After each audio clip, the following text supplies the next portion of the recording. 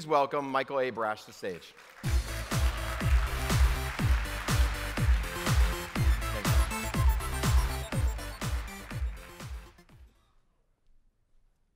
Wow. I could never have imagined anything like this 3 years ago when I started down the path to VR, and it's fantastic.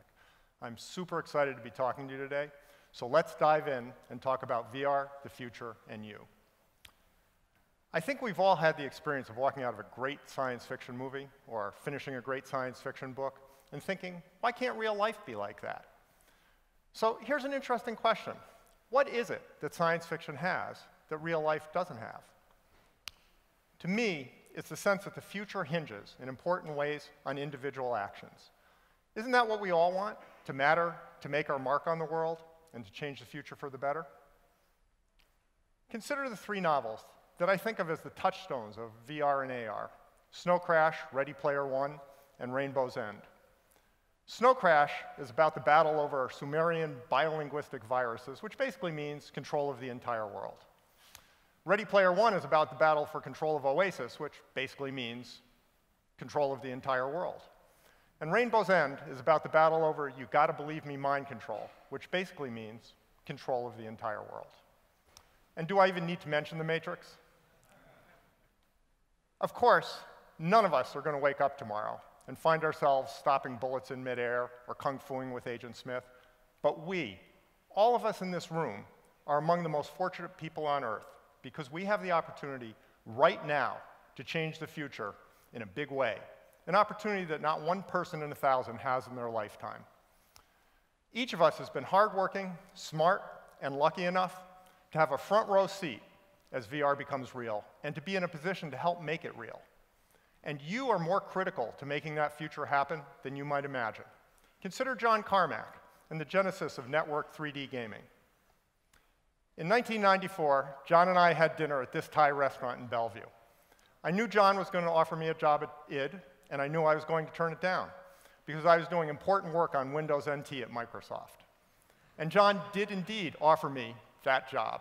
But before he did, he talked for a couple of hours about his vision of the future, in which anyone could build persistent worlds on the internet, and anyone could jump into and between those worlds, and a kind of cyberspace would accrete from the actions of a whole community. By the time he was done, I knew I had to join John to make that happen. And happen it did in a big way, which brings us to the key question. Would it have happened the same way without John? What if John had just churned out more Doom-style games, rather than seeing the potential of the internet for client-server gaming and moving to full 3D? What if he hadn't had a strong philosophy of openness, if he hadn't shared his techniques freely, if he hadn't encouraged modding? Would the world of network 3D gaming have been the same? To me, it's obvious that things would have worked out very differently. If you think otherwise, I'd say you've fallen for what Ottman Binstock calls the myth of technological inevitability, the idea that just because technology is possible, it will just naturally happen. In point of fact, the future depends on the actions of individuals and can follow wildly diverging paths depending on those actions. If John hadn't done Quake, not only gaming, but quite possibly GPUs themselves would have been very different. If Steve Jobs hadn't come back to Apple, who knows what cell phones would be like? And if Palmer Luckey hadn't prototyped the Rift, VR wouldn't be on the verge of taking off, and we wouldn't be gathered here today. But Palmer did do that, and VR is about to happen. You, likewise, have a remarkable opportunity to alter the course of the future. VR is potentially the biggest transformation in our relationship with technology, at least since the personal computer, and possibly much more. It's the completion of a path that started with the invention of language and drawing, and continued with writing, printing, telephony, radio, movies, television, and computer games. VR will finally allow us to interact with information in the way we're built to interact with reality. But there is no inevitability to how that happens, how long it takes, or how it alters our lives. VR is coming, but the path it takes depends on the actions of a few thousand key people, potentially including you. That may be hard to believe, but I'm completely serious. Working on VR is probably the closest any of us will ever come to living in a science fiction novel. Having said that, this seems like a good time at which to insert the official most famous VR photo ever. Partly because this happens to be my cousin, Sally Rosenthal. But also to remind ourselves of how often VR has been touted to take off in the past, and how consistently that has failed. Why is it going to be different this time? Let's start with what Chris Anderson called the peace dividend of the smartphone war. Good enough VR requires a sizable number of aspects to be above the bar simultaneously. If even one isn't good enough, the experience just won't come together. These aspects include optics, calibration, ergonomics, rendering, and optical tracking, all of which are tractable for small teams with relatively modest budgets. But there's also a need for small, lightweight, high-resolution screens, along with tiny, accurate, high-frequency gyroscopes and accelerometers, and those are definitely not tractable without very considerable resources. No one has ever been willing to spend billions of dollars to develop those technologies just to find out if there was a VR market. But many companies have been willing to spend that kind of money in order to develop the smartphone market. Similarly, development of GPUs powerful enough to handle the warping needed to correct for fisheye lenses and to handle the heavy rendering demands of VR happened courtesy of the game industry. And tiny, inexpensive cameras were likewise developed for other purposes. The second reason is that consumer VR good enough to be broadly successful is clearly within reach. The DK2 is a big step down that path, but there's a lot more going on right now in both VR and AR, which share a lot of the same technology. Google's working on Glass, Sony's doing Morpheus, Valve's done some great prototyping work, Technical Illusions is doing Cast AR, there are many companies doing cell phone AR, and there have been hints of other major projects that are running dark. These are not isolated or wishful efforts. There's a full-on race to establish the next big platform, be it AR or VR, and a tremendous amount of horsepower is being brought to bear on optics, tracking, and small displays. VR-related technology is driving forward, and it won't be long before we have an existence proof for consumer VR. An existence proof changes everything, something I learned long ago. Back when I worked at Microsoft, I wrote what I think was my third serious software rasterizer. The key code was the texture mapping loop, just a dozen or so instructions that consumed something like half the entire time when running a game. Obviously, there was tremendous leverage to removing even one instruction from the loop, so I went over the code again and again until I was sure it was completely optimized. Then, just in case I had missed something, I ran it by my friend David Stafford, a superb optimizer. David said he didn't see anything off the top of his head, but he'd think about it, and he'd let me know. When I got home that evening, there was a message from David saying he had gotten not one, but 2 instructions out of my loop. I called him back, but I couldn't get hold of him, so I started thinking about what he might have done to get those 2 instructions out. Thought about it during dinner, I thought about it while I brushed my teeth, I thought about it when I should have been sleeping. And eventually, I did manage to eliminate 1 instruction from that loop, but I just couldn't get the second one. That bothered me all night, and it bothered me the next day, right up until the moment when I got hold of David, at which point he said, oh, by the way, there was a bug in my code. David hadn't figured out how to get even 1 cycle out of the loop, but I had. So think about that for a second. I was sure I had an optimal solution, but just believing that someone had a better solution, even though they actually didn't, enabled me to break through my preconceptions and do something I had thought was impossible. That's how it's going to be for VR. Once great consumer VR is shown to be possible and is shipping in quantity, many companies, both hardware and software, are suddenly going to become believers.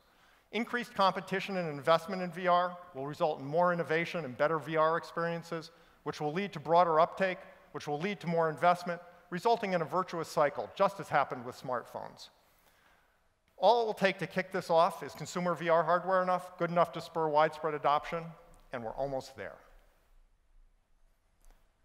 And then, of course, there is Facebook's $2 billion acquisition of Oculus, which guarantees that VR is going to get the resources and the runway that it needs to prove itself.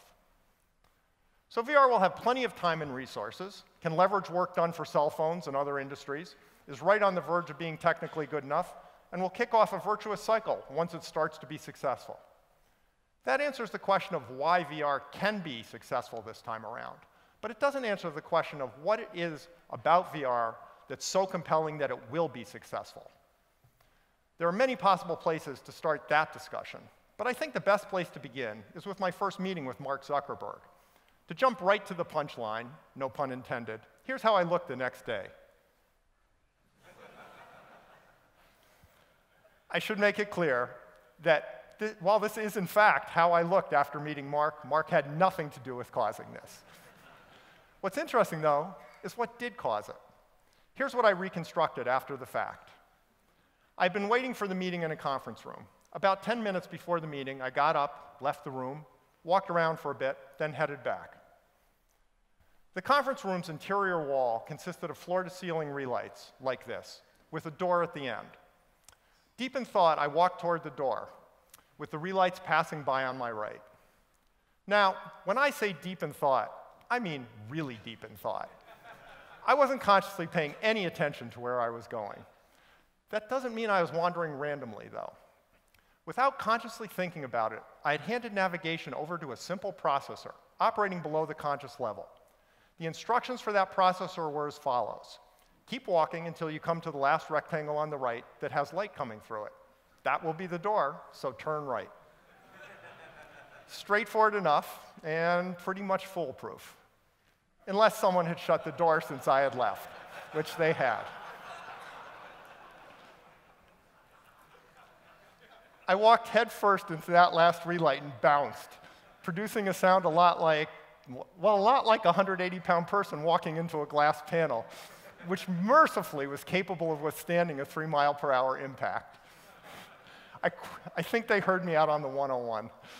I quickly learned that Facebook security people are really, really good at first aid. They got the bleeding stopped quickly. I successfully told them what day it was and where I was. And the meeting went ahead without a hitch, although Mark does remind me of it every time I see him.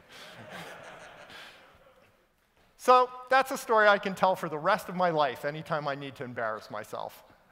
But it's also a nice lead-in to the core reason I think VR will actually succeed this time around, which is that VR drives the human perceptual system in the way it's built to be driven. As a result, VR can produce experiences that feel deeply real, and that will result in a fundamental change in the way we interact with technology. The key to this is understanding that while we think our conscious minds experience reality, in truth, they don't interact with reality at all. What they do interact with is a hierarchy of processors that operate at an unconscious level, like the one that steered me into the relight, which then deliver their best guess at what's out there in the real world based on the input they've received. Importantly, this data shows up as things we just know. We believe them at a deep level that's often impossible to override consciously. For instance, try to look at this slide and not see an impossible object, but rather just shapes and lines and edges with no overall structure or meaning. I bet you can't do it, because your visual system is doing that work well below the conscious level. Object identification is already complete by the time the information reaches your conscious mind, and it appears to you as something you just know with such certainty that you don't even have a way to question it. Here's another example that provides experimental evidence of how powerfully unconscious processing creates our sense of reality. Take a moment to figure out which of the on-screen images of these two spheres is larger. To be clear, I'm talking about 2D size, not 3D. To me, and to most people, it's obvious that the farther circle is larger. However, this is a scene with a number of distance cues, forced perspective, distance blur, shadows, lighting, that imply that the farther sphere, considered as an object in a 3D scene, is farther away than it would be without those cues.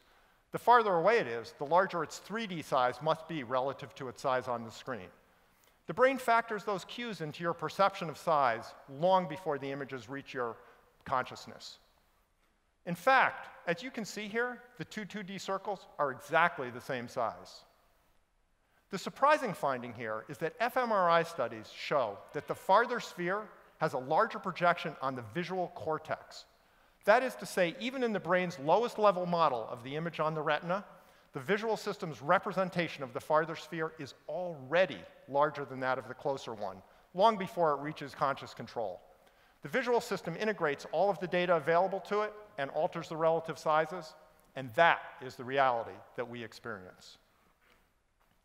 We might as well be brains hooked up to wires in glass jars for all that we truly experience reality. Our reality is nothing more or less than the sum of the conclusions reached by a variety of unconscious processors, driven by a body's worth of sensors. Our coherent view of the world emerges from the integration of the outputs of those processors in the lower levels of our brain. That might sound obvious, but because it's perceptual, the only way to truly understand what it implies is to experience it. For me, that experience came standing on a virtual ledge in the Valve demo room. I don't like heights, and to my surprise, my knees locked up and I had the same sense of unease on that ledge as I do looking over the edge of a real cliff. Consciously, I knew I was nowhere near a drop of any kind, but enough of my unconscious processors were convinced so that I had exactly the same reaction as if I had been. I could make myself step off the ledge, but it required a lot of conscious effort, and what I couldn't do was convince my body of what I knew for a fact, which was that I was in no danger. To me, the reality was that I was standing on a ledge, regardless of what my conscious mind thought. This is what the term presence means, that your perceptual system believes the virtual experience at a fundamental level. I'd love to give you a more precise definition, but because presence is a perceptual phenomenon, all I can do is quote Supreme Court Justice Potter Stewart and say, I know it when I see it. I'm sure many of you have experienced presence to at least some degree, so you'll understand how powerful it is and why it's so hard to define. And if you haven't experienced it, the Crescent Bay demo today could be an eye-opener. Unfortunately, I can't give each of you the ledge experience right this moment, but I would like to give you an example of how your perceptual system constructs reality for you. So let's take a look at something called the Mcgurk Effect. Here we have a video of someone saying the phoneme bar. Bar, bar, bar, bar, bar, bar, bar. Unsurprisingly, what we hear is bar. Now let's make it more interesting. Suppose the sound is of someone saying bar, but the visuals are of someone saying far. What sound do you think we'll hear? Bar, bar, bar, bar, bar, bar, bar. Astonishingly, we hear far, a sound which doesn't actually exist. In case you don't believe that the audio is actually far, let's look at another video. As this video plays, move your eyes back and forth between the two halves of the screen. As you do so, you will hear the sound change, even though the only sound in this room is bar. Bar, bar, bar, bar, bar, bar, bar, bar, bar.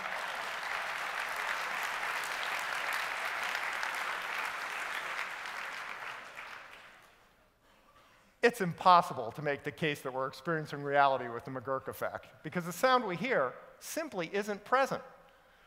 Fourier analysis of the audio would really reveal no trace of the sound bar. What's happening here is that the senses, including hearing and vision, are unreliable. So the perceptual system constantly has to make clear judgments from noisy signals, and this is its best guess in this case. The sound we heard in this video was inarguably nothing more or less than a signal from the speech recognition center. No more a reflection of acoustic reality than if it was produced by applying an electrode directly to your brain. The Mcgurk effect is just one of a long list of visual, auditory, tactile, and kinesthetic illusions that expose the underlying mechanisms of our perceptual system. And it is those mechanisms that construct the reality we experience. If they're driven properly, as they were when I stood on that ledge, they can be made to report any reality we're capable of experiencing. And it is precisely that ability to drive the perceptual system directly that makes VR uniquely powerful and compelling. Of course, it's hard to hear that and not think of the Matrix. Maybe that's somewhere in the far future, but I don't expect anything like that in my lifetime.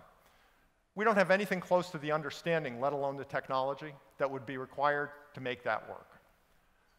What can now work is understanding the key cues and driving enough parts of the perceptual system from the outside, through the eyes, ears, skin, and so on, to create experiences that induce presence, the sense that you actually are someplace, rather than just looking at a picture of someplace. It's just barely possible right now, but that's enough.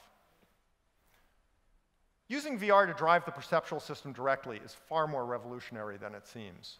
It's not just pasting up bigger and better images like a 360-degree IMAX theater. It's a difference of kind. Traditional media present images and sounds that are descriptions of experiences.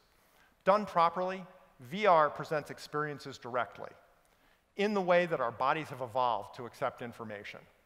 If I had seen a movie of someone standing on a ledge, that would have been one thing. I would have understood what was going on, I might have had an emotional reaction, and so on. But standing on a ledge in virtual reality was another matter entirely, because as far as my unconscious was concerned, it was actually happening to me. Once again, this is a perceptual matter. So it's hard to explain except by putting you in a VR headset, but think of the Mcgurk Effect, where you experienced a sound that didn't exist, and then extrapolate that to full immersion. Or think of it as the difference between showing you this picture and letting a tiger loose in this room. I'm pretty confident I know which of those two events would more fully engage your perceptual system. The bottom line is that VR isn't just another platform, because it's information driving the perceptual system the way it's built to be driven. It's an entirely different and more powerful way to interface with information and computers than we're used to. And in a very real sense, it's the final platform, the one that wraps our senses and will ultimately be able to deliver any experience that we're capable of having. At this point, I hope I've convinced you that VR is potentially a hugely important technology that's about to become widely used. I realize, though, that some of you may be thinking that I've drunk too much of my own Kool-Aid. I'm confident that if you're still a skeptic, that's because you haven't yet experienced real presence. My prediction is that you'll retain that skepticism right up to the day you use a VR system that does induce strong presence for you and have your own ledge experience, and then you'll understand. And the Crescent Bay demo today could make that day. Okay, you may or may not be convinced, but it's my belief that now that VR is technically doable, economically feasible, and capable of driving the human perceptual system convincingly enough to transport you to virtual worlds, in all likelihood, VR will take off in a big way over the upcoming years. So what does that mean for you? In a word, opportunity. This is like when John and I started on Quake, but on steroids.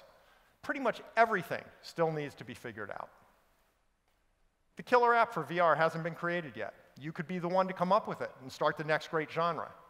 Likewise, VR art, animation, and game design are ripe for invention. Even the mechanics of VR have yet to be invented. I remember when John came up with mouse look, and no one knew which way it should move your viewpoint. Strafing, HUDs, movement speeds, everything that had to be figured out for FPSs will have to be figured out again for VR, and much, much more. Consider graphics. Right now, graphics is a mature area featuring steady but incremental improvement. The graph of effort and sophistication in versus perceived result out over time looks something like this. VR is going to do this to that curve. The reason that graphics is going to have to up its game in a hurry is that because VR engages so much more of the perceptual system than a monitor does, it's held to a much higher standard. Parallax, accurate positioning, wide field of view, and stereo vision together provide vastly more information to the perceptual system, which responds very strongly to VR done right, and complains just as strongly about VR that isn't quite right.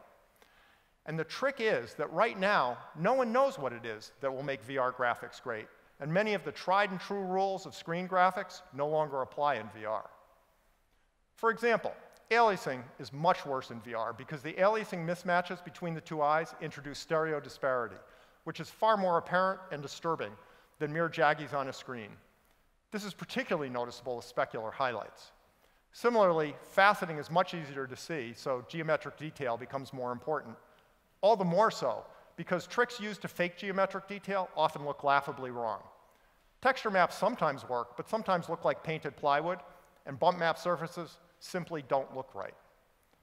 What all this means is that we're all going to have to invent new rendering, art, and animation approaches that work well in VR, and rethink tool pipelines, and eventually GPU architectures to match.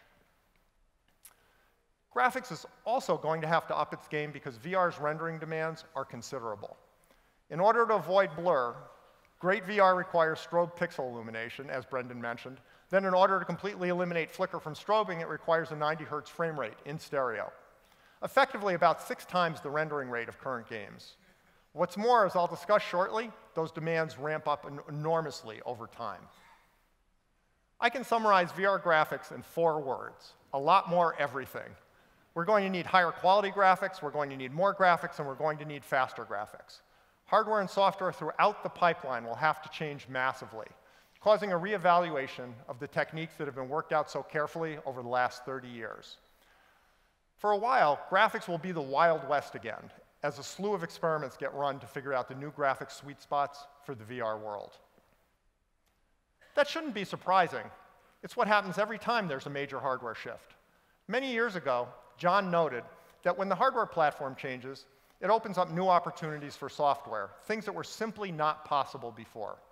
For example, CD-ROM drives enabled Myst, and the Wii controller enabled Wii Sports.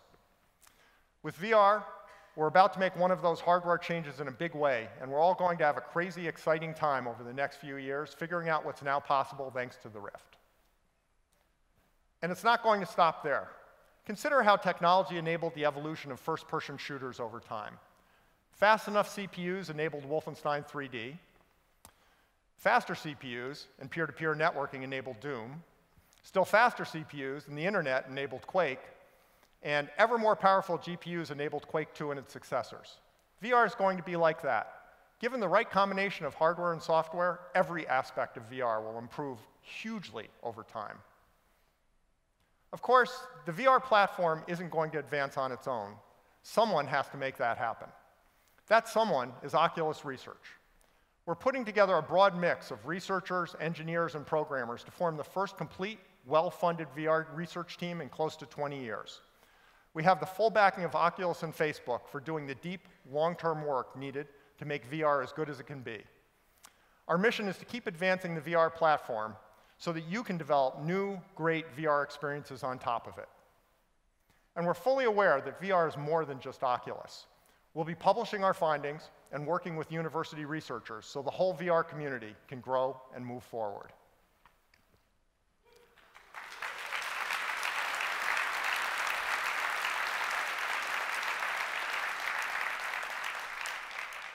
So let's take a quick look at some of the ways in which we think we and others can make VR much better over time.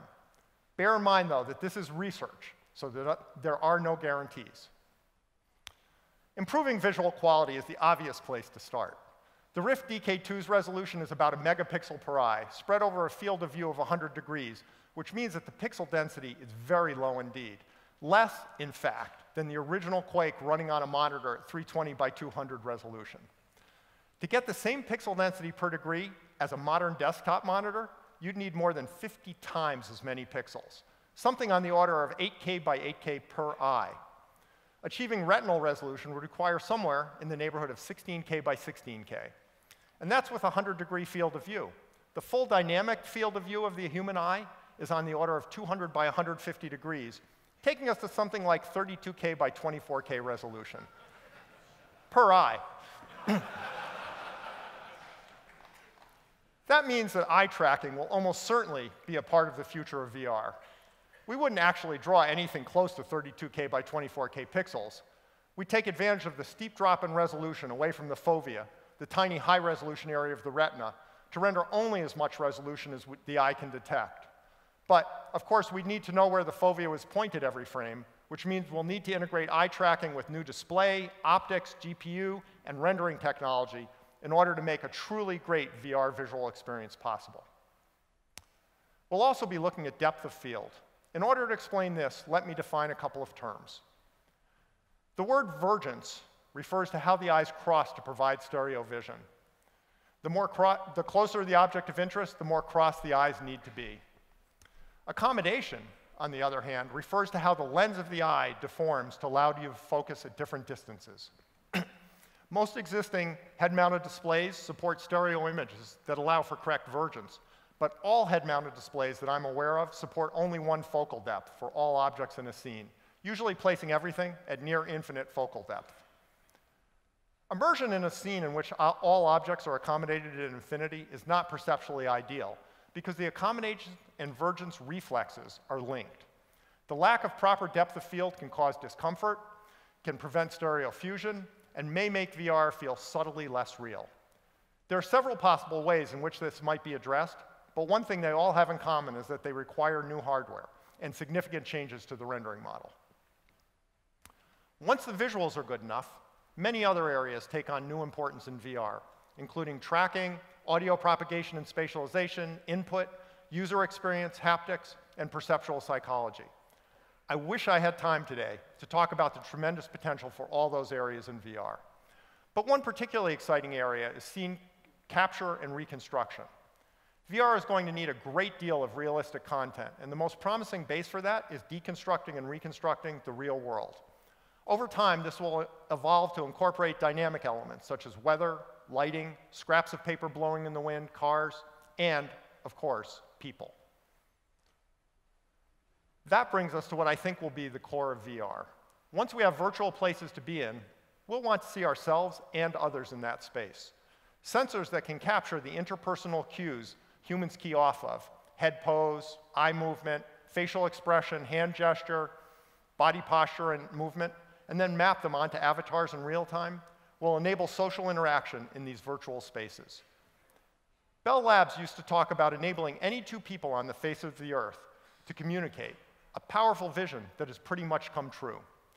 Now imagine anyone on the face of the earth being able to be anywhere, with anyone, doing anything, whenever they want. Humans are highly social creatures, and I believe that sharing virtual spaces with other people will ultimately be the most powerful and widely used aspect of VR. VR is about driving the perceptual system.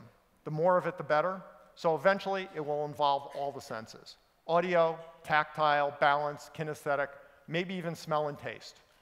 The entire body will become the sensor, not just the eyes, and the display will consist of not just pixels, but of everything that drives perception. VR also includes the other part of the perceptual loop, interaction as well as sensing. So it will include the ability to manipulate the virtual world as well. Over time, VR will wrap more and more of our perceptual system and will truly become a personalized alternate reality. It'll be many years before that transformation is complete, but VR is already changing what is possible, just as new hardware long ago enabled Myst, Doom, and Quake. Soon, there will be VR games, apps, and experiences that will revolutionize the way we interact with information and with each other. We're building the platform, but what those games, apps, and experiences will be is for you to decide. Imagine you had a pair of enchanted goggles that could teleport you to any place you could imagine. Where would you go? What would you do? It's a powerful thought, and that's exactly the magic that VR makes possible. Right now, we're at the very beginning of the VR revolution, and ahead of us lies a long, incredibly exciting time of groundbreaking research and development by smart, talented people, people like you. At Oculus, we're all in on building the VR platform, but that's only part of the picture. It takes a whole community working on top of that platform to make VR happen. This is what it looks like when opportunity knocks. I hope you'll take this rare chance to shape the future and come along on the adventure of a lifetime as we make science fiction real. Thank you.